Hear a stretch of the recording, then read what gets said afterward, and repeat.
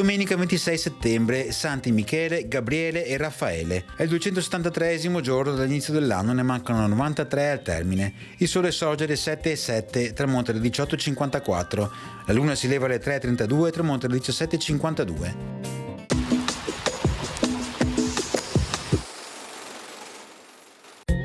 Padova, assediata dalle truppe dell'imperatore Massimiliano, è investita da un terribile fuoco d'artiglieria.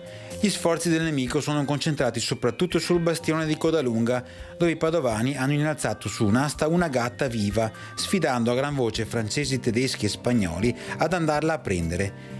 Esasperati dalla resistenza e dallo scherno, i comandanti delle truppe assedianti promettono un premio di 10.000 ducati a chi riuscirà per primo a conquistare il bastione.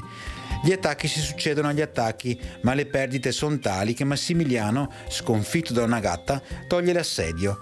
Per ricordare il singolare avvenimento, il luogo sarà chiamato Bastione della Gatta.